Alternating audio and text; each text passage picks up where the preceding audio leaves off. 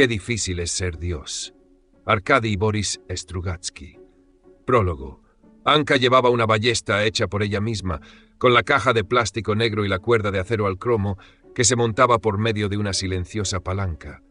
Antón no admitía innovaciones en estas cosas. Su artefacto bélico era sólido, como el del mariscal Tots, es decir, el rey Pisa I.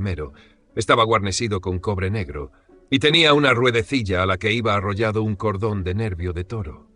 Pashka iba armado con una escopeta de aire comprimido porque decía que las ballestas eran armas propias de la infancia de la humanidad. En realidad, si no tenía ballesta era debido a que era un vago, no poseía aptitudes para el oficio de carpintero y ni siquiera había intentado fabricar una. Atracaron en la orilla norte, donde el terreno, de amarilla arena, formaba un corte vertical por el que asomaban las raíces de unos pinos rectos como mástiles. Anka soltó el timón y miró a su alrededor. El sol despuntaba ya por encima del bosque y todo a su alrededor era celeste, verde y amarillo. Celeste era la niebla que cubría el lago, verde oscuros los pinos, amarilla la playa que se veía enfrente, y por sobre todo ello dominaba un cielo claro, azul, casi blanco. «Allí no hay nada», dijo Pashka. Los muchachos seguían sentados en la barca, inclinados sobre la borda mirando lo que había bajo el agua. «Mira qué lucio tan grande», exclamó Antón. «¿Con una aleta así?», preguntó Pashka. Antón no respondió. Anka también miraba el agua, pero lo único que veía era su propia imagen reflejada. «Si pudiéramos bañarnos», dijo Pashka, metiendo un brazo en el agua, «pero está fría». Antón pasó a la proa y desde allí saltó a la orilla. La barca cabeceó. Después sujetó la borda y esperó a ver lo que hacía Pashka. Este se levantó, se echó el remo al hombro y contorsionándose de cintura para abajo empezó a cantar: «Viejo capitán Bitzli Putzli». «¿Te has dormido, amigo mío? Pues cuídate, que ahí vienen 5 tiburones fritos». Antón, sin decir palabra, dio un empujón a la barca. «¡Hey!», gritó Pashka asiéndose a la borda. «¿Por qué fritos?», preguntó Anka. «Y yo qué sé», respondió Pashka mientras saltaban a la orilla. «Pero no suena mal, ¿verdad? 5 tiburones fritos». Vararon la barca. Sus pies se hundían en la húmeda arena, que estaba llena de piñas y agujas secas de pino. La barca era pesada y resbaladiza, pero la arrastraron hasta sacarla completamente del agua. Después descansaron a su lado, respirando agitadamente por el esfuerzo. «Me he aplastado un pie», dijo Pashka, arreglándose el pañuelo rojo que llevaba en la cabeza. Ponía gran empeño en que el nudo le cayese exactamente sobre la oreja derecha, como a los narigudos piratas irucanos. «Pero ¿qué importa la vida?», añadió. Anka se chupaba un dedo. «¿Te has clavado una astilla?», preguntó Antón. «No, me he hecho una desolladura. ¿Quién de vosotros es el que lleva esas uñas?». «Deja que lo vea». Ella le mostró el dedo. «Sí», dijo Antón. «Vaya trauma. ¿Qué hacemos ahora?». «Sobre el hombro y adelante por la orilla», gritó Pashka. «Entonces, ¿para qué hemos desembarcado?», preguntó Antón. «Porque en barca hasta una gallina podría hacer este viaje», explicó Pashka. «Pero por la orilla hay precipicios, cañaverales, remolinos, incluso lotas y siluros. Bancos de siluros fritos», exclamó Antón. «¿Has buscado alguna vez en un remolino?». «Sí, nunca te he visto hacerlo. Hay tantas cosas que nunca me has visto hacer». Anka les dio la espalda, levantó su ballesta y disparó sobre un pino que había a unos 20 pasos. Saltaron esquirlas de corteza. «¡Magnífico!», exclamó Pashka y disparó con su escopeta. Apuntó a la flecha de Anka, pero falló el tiro. «No contuve la respiración», dijo para disculparse. «¿Y si lo hubieras hecho?», preguntó Antón, mirando a Anka. Esta tiró con fuerza de la palanca y tensó la cuerda de su ballesta. Tenía unos excelentes músculos. Antón observó cómo bajo su morena piel se desplazaba la dura bola de sus bíceps. Anka apuntó y disparó de nuevo. La segunda flecha se clavó en el árbol un poco más abajo que la primera. «Estamos haciendo mal», dijo de pronto Anka, bajando la ballesta. «¿El qué?». «Estamos estropeando los árboles sin necesidad. Ayer un pequeño estaba tirándole flechas a un árbol y le obligué a que las arrancara con los dientes». «Pashka», dijo Antón, «¿por qué no vas tú a arrancar las flechas? Tienes buenos dientes». «No, tengo uno cariado», respondió Pashka. «Bueno», dijo Anka, «hagamos algo». «No tengo ganas de subir precipicios», dijo Antón. «Ni yo tampoco. Sigamos recto por aquí». «¿Hacia dónde?», preguntó Pashka. «Hacia donde nos lleven los pies». «Hacia la Saiba, entonces», dijo Pashka. «Toshka, vayamos al camino olvidado. ¿Lo recuerdas?». «Claro que lo recuerdo», dijo Antón. «Sabes, Anechka», comenzó a decir Pashka. «No me llames Anechka», cortó Anka, que consideraba intolerable que la llamaran con otro diminutivo que no fuera Anka. Antón aprendió bien la lección y se apresuró a decir: «El camino olvidado es una carretera por la que no pasa nadie. No figura en ningún plano de carreteras y no sabemos a dónde va». «¿Habéis estado ya allí?» «Sí, pero no tuvimos tiempo de explorarla. Es un camino que no viene de ninguna parte ni va tampoco a ninguna parte», dijo Pashka, ya repuesto. «Estupendo», exclamó Anka, cuyos ojos parecían en aquel momento dos rendijas negras. «Vamos allá. ¿Llegaremos antes del anochecer?» «Mucho antes. A mediodía ya estaremos allí». Escalaron el precipicio. Pashka se detuvo al llegar arriba y se volvió.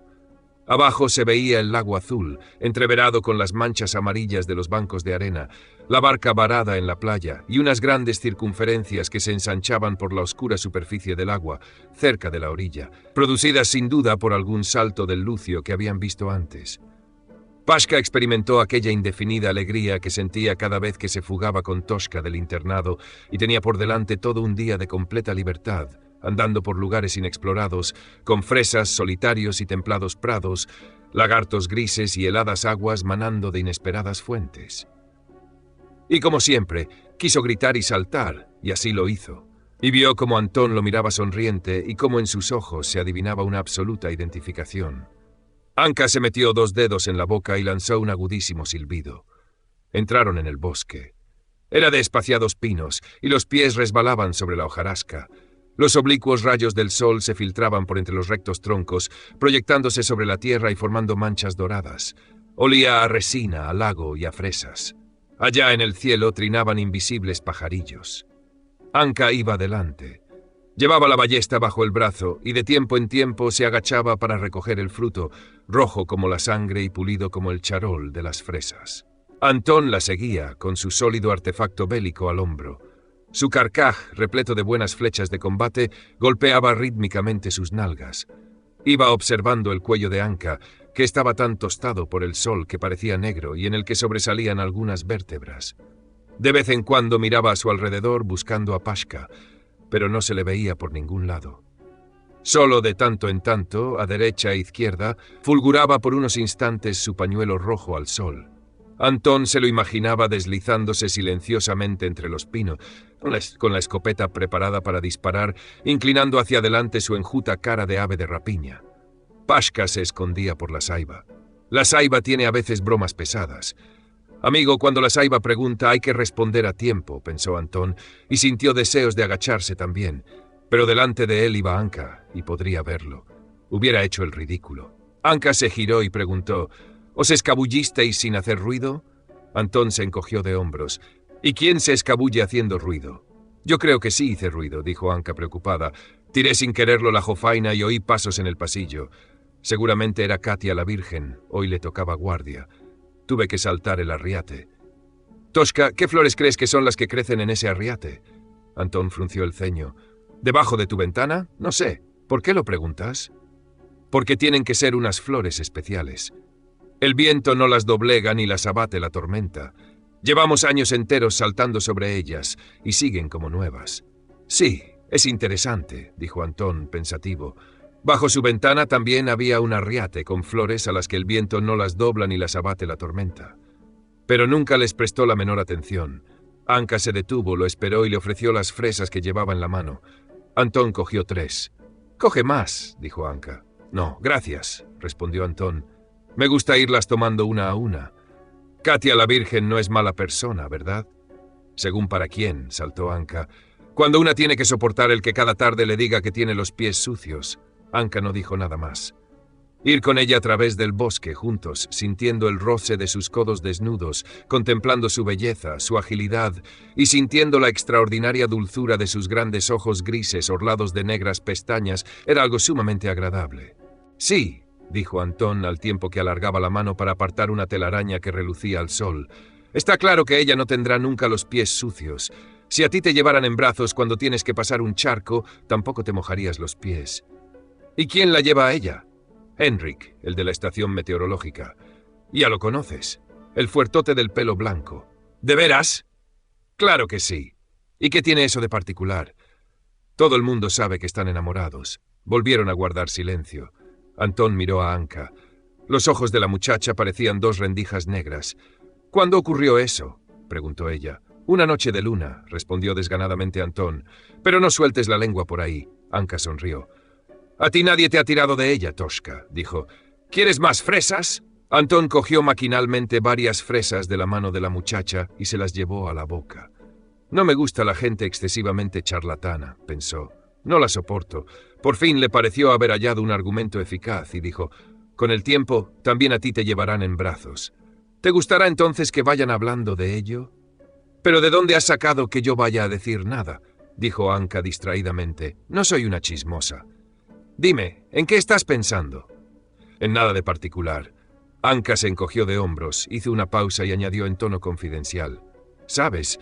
Estoy harta de tenerme que lavar los pies 2 veces cada noche. Pobre Katia la Virgen, pensó Antón. Esto es peor que la saiba. Salieron a una vereda. Descendía y el bosque se hacía cada vez más oscuro. Los helechos y la hierba alta crecían allí con exuberancia. Los troncos de los pinos estaban cubiertos de musgo y de la espuma blanca de los líquenes. Pero la saiba tiene bromas pesadas. Una voz ronca, que no tenía nada de humana, bramó de repente. «¡Alto! Vos, noble don, tirad las armas! Y también vos, noble doña». Cuando la saiba pregunta, hay que responder a tiempo. Antón, con un ágil y rapidísimo movimiento, derribó a Anka entre los helechos a la izquierda, mientras él, saltando hacia la derecha, rodaba hasta parapetarse tras un tocón medio podrido. Aún se oía el eco de la ronca voz cuando la vereda estaba ya vacía. Antón, tendido sobre un costado, montó su ballesta dándole vueltas a la ruedecilla. Se oyó un disparo, y fragmentos de corteza llovieron sobre Antón. La voz ronca anunció: «El noble don ha sido alcanzado en un talón». Antón simuló un gemido y encogió una pierna. «No, esa no», dijo la voz. «La derecha». Se oyó la risa solapada de Pashka. Antón echó una ojeada desde detrás del tocón, pero no pudo ver nada entre aquella masa de verde penumbra. En aquel mismo instante sonó un agudo silbido y un ruido semejante al de un árbol que cae. «¡Ay!», gimió Pashka ahogadamente. «¡Tened piedad! ¡No me matéis!». Antón se levantó de un salto. Pashka venía andando a su encuentro desde los helechos, de espaldas y con los brazos en alto. La voz de Anka interrogó: «Toshka, ¿lo ves?». «Como si estuviera entre mis manos», respondió Antón alegremente. «No te vuelvas», le gritó a Pashka. «Las manos detrás de la cabeza». Pashka obedeció sumisamente y declamó: «No diré nada». «¿Qué hacemos con él, Toshka?», preguntó Anka. «Ahora lo verás», respondió Antón, mientras se sentaba cómodamente en el tocón y se ponía la ballesta sobre las rodillas. «¿Cómo te llamas?», gritó, imitando la voz de Hex el irucano. Pashka se encogió de hombros, dando a entender su desprecio e insumisión. Antón disparó. La pesada flecha fue a clavarse con un chasquido en la rama que colgaba sobre la cabeza de Pashka. «¡Oh!», exclamó Anka. «Me llaman Bon Saranchá», confesó desganadamente Pashka, «y aquí caerá, por lo que se ve, uno de aquellos que juntos estaban». «Famoso bandido, ciertamente», admitió Antón, «pero nunca hizo nada desinteresadamente». «¿Quién te mandó?». «Don Satarín el Cruel», respondió Pashka.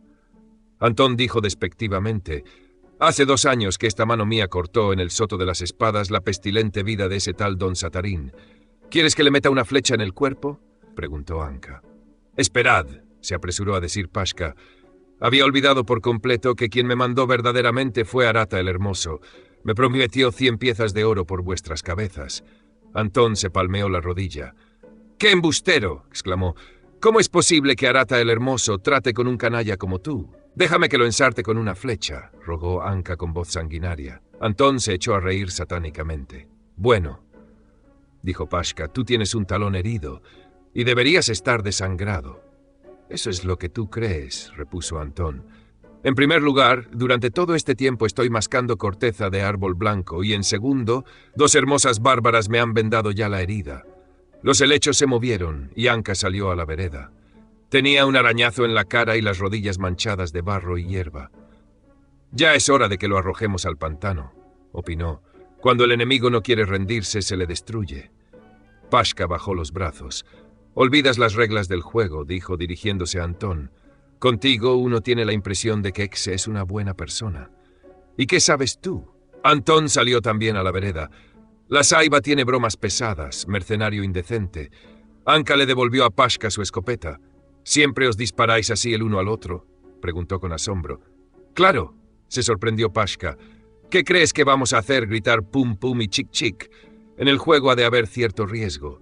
Por ejemplo, añadió Antón distraídamente, con frecuencia jugamos a Guillermo Tell. Turnándonos, aclaró Pashka. Un día soy yo quien se pone la manzana en la cabeza y el otro día es él. Anka los miró. ¿De veras? Sería interesante verlo. Por nuestra parte no hay inconveniente, dijo Antón con rapidez. Lástima que no tengamos ninguna manzana. Pashka sonrió abiertamente. Entonces Anka le quitó el pañuelo que llevaba en la cabeza e hizo un cucurucho con él. La manzana es una cosa convencional, dijo. Eso también puede servir de blanco. Vamos, juguemos a Guillermo Tell. Antón cogió el cucurucho rojo y lo examinó detenidamente. Después miró a Anka a los ojos. Seguían siendo 2 rendijas.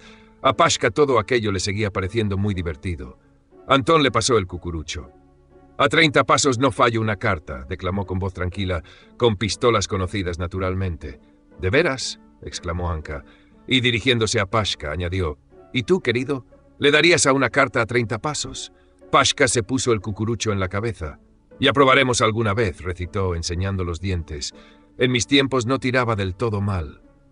Antón se volvió de espaldas y echó a andar por la vereda, contando los pasos en voz alta. 15, 16, 17. Pashka dijo algo que Antón no pudo oír y Anka se echó a reír a carcajadas. Lo hizo de una forma exagerada. 30, dijo finalmente Antón, y giró sobre sus talones. A 30 pasos Pashka se veía muy pequeño. El cucurucho rojo parecía el gorro de un payaso sobre su cabeza. Pashka sonreía, seguía jugando. Antón se inclinó y comenzó a tensar con calma la cuerda. «¡Yo te bendigo, padre mío!» gritó Pashka. «¡Pase lo que pase! ¡Gracias por todo!» Antón colocó la flecha y se enderezó. Pashka y Anka lo miraron. Estaban muy juntos. La vereda parecía un estrecho pasillo, oscuro y húmedo, entre 2 altos muros verdes. Antón elevó la ballesta. El artefacto bélico del mariscal Tots le pareció de pronto muy pesado. «Me tiemblan las manos», pensó. «Malo». Recordó cómo, aquel invierno, Pashka y él habían estado tirándole bolas de nieve a una piña de fundición que remataba el poste de una verja. Le tiraron desde 20 pasos, desde 15 y desde 10, y no consiguieron hacer blanco. Luego, cuando se cansaron y ya se iban, Pashka tiró su última bola sin mirar y le dio a la piña. Antón apretó la culata contra su hombro con todas sus fuerzas. «Anka está demasiado cerca de él», se dijo. Quiso gritarle que se apartara, pero comprendió que hubiera sido ridículo. Más alto, más. De repente tuvo la seguridad de que aunque se volviera de espaldas, su pesada flecha iría a hincarse exactamente en el entrecejo de Pashka, entre sus 2 ojos verdes. Miró fijamente a Pashka, y ya no sonreía. Anka iba levantando lentamente una mano, con los dedos muy abiertos, y su rostro tenía una expresión forzada y adulta. Antón levantó aún más la ballesta y pulsó el gatillo. No pudo ver dónde se clavó la flecha. «Fallé», dijo con voz muy alta. Avanzó a grandes zancadas por la senda, con las piernas rígidas. Pashka se pasó el cucurucho por la cara, lo sacudió y empezó a atarse el pañuelo a la cabeza. Anka se agachó y recogió su ballesta. Si me diera con ella en la cabeza, pensó Antón, le daría las gracias. Pero Anka ni lo miró.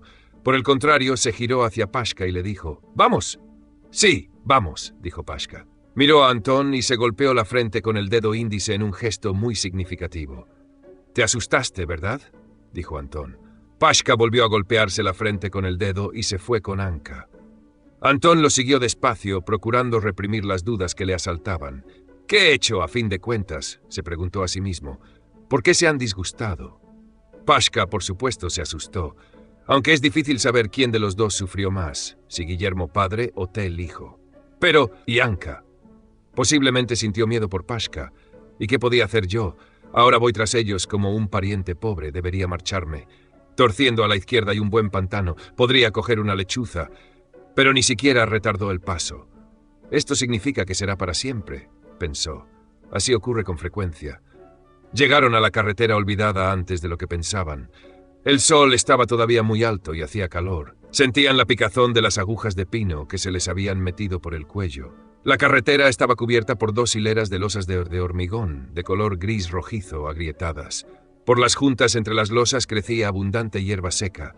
La cuneta estaba invadida por polvorientas bardanas. Por encima de la carretera pasaron zumbando unos abejorros. Uno de ellos chocó contra la frente de Antón. Todo era silencio y tranquilidad. «¡Hey, mirad!», dijo Pashka. En mitad de la carretera, colgado a cierta altura de un mohoso alambre tendido transversalmente, había un disco de hojalata cubierto de descascarillada pintura. Apenas se divisaba lo que había pintado en él, un rectángulo blanco sobre un fondo que alguna vez había sido rojo. «¿Qué será esto?», preguntó Anka, sin mucho interés. «Una señal de circulación», respondió Pashka. «Significa dirección prohibida». «Es un ladrillo», aclaró Antón. «¿Y para qué sirve?», volvió a preguntar Anka. «Para indicar que no se puede ir en aquella dirección», dijo Pashka. «Entonces, ¿qué objeto tiene esta carretera?». Pashka se encogió de hombros. «Es una carretera muy antigua», dijo. «Es una carretera anisótropa», intervino Antón. Anka estaba vuelta de espaldas a él. «Solamente se permite la circulación en un sentido». «Sí, nuestros antepasados eran listos», dijo Pashka pensativamente. «Después de recorrer kilómetros y kilómetros, te encuentras con una señal. Alto, dirección prohibida. No puedes seguir adelante, ni tienes a nadie a quien preguntar. Imagina lo que puede haber más allá de esta señal», dijo Anka, y miró a su alrededor. En muchos kilómetros a la redonda no había más que el bosque inhabitado y era imposible encontrar a nadie que pudiera aclarar qué se ocultaba más allá de la señal. «¿Y si no fuera un ladrillo?», añadí. «La pintura ha caído casi por completo». Entonces Antón apuntó cuidadosamente y disparó. Sería estupendo que la flecha rompiera el alambre y la señal fuera a caer a los pies de Anka. Pero no ocurrió así. La flecha fue a dar en la parte superior del disco, traspasó la oxidada hojalata y lo único que cayó al suelo fueron fragmentos de pintura seca. «Imbécil», dijo Anka sin girarse. Esta fue la primera palabra que le dirigió a Antón tras el juego de Guillermo Tell. En el rostro de Antón se dibujó una sonrisa de conejo. «And enterprises of great pitch and moment», recitó Antón, «with this regard their current turn away and lose the name of action».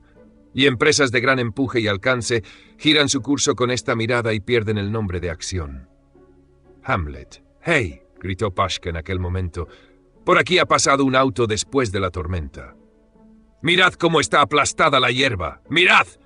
«Tienes suerte ese Pashka», pensó Antón.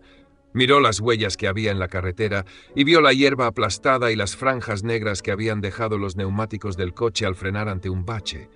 «¡Oh!», exclamó Pashka. Pasó por debajo de la señal. Aquello era indudable, pero Antón protestó. «En absoluto. Venía de aquel lado». Pashka lo miró asombrado. «¿Acaso estás ciego?». «Venía de aquel lado», insistió Antón. «Sigamos las huellas». «Estás diciendo una tontería», dijo Pashka, irritado. «En primer lugar, ningún conductor consciente circula por una dirección prohibida. Y en segundo lugar, mira dónde está el bache y dónde la huella del frenazo. ¿De dónde venía entonces?». «¿Y a mí qué me importan tus conductores conscientes? Yo mismo soy inconsciente y paso debajo del ladrillo». Pashka palideció. «Puedes marcharte por donde quieras», dijo, tartamudeando un poco. «Chiflado. Te has atontado con el calor». Antón se volvió y, mirando hacia adelante, pasó debajo de la señal. Tan solo deseaba una cosa, que ante él apareciera algún puente volado que le impidiera pasar al otro lado. «¿Qué tengo que ver yo con los conscientes?», pensó. «Que se vayan donde quieran». Ella y su Pashka. Luego recordó cómo Anka había cortado a Pashka cuando éste la llamó Anechka y sintió un cierto alivio. Miró hacia atrás. Vio enseguida a Pashka. Bon Saranchá, hecho un ovillo, seguía atentamente las huellas del auto misterioso. El disco oxidado se balanceaba lentamente sobre la carretera y a través del agujero se veía a veces el cielo azul. Anka estaba sentada en la cuneta, con los codos apoyados en las desnudas rodillas y el mentón sobre los puños cerrados. Empezaba a oscurecer. Iban de regreso. Los muchachos remaban y Anka llevaba el timón. Por encima del bosque, que parecía negro, se alzaba una luna roja. Las ranas croaban furiosamente. «Todo estaba tan bien planeado», dijo Anka tristemente. «¿Y vosotros dos?». Los muchachos permanecieron callados. Luego Pashka preguntó a media voz. «Toshka, ¿qué viste por aquella parte?». «Un puente volado», respondió Antón, «y el esqueleto de un fascista encadenado a una ametralladora. La ametralladora estaba completamente hundida en la tierra, era imposible moverla». «Ya», dijo Pashka, «yo no tuve tanta suerte. Yo tuve que ayudar a un pobre tipo a reparar su auto». Fin del capítulo.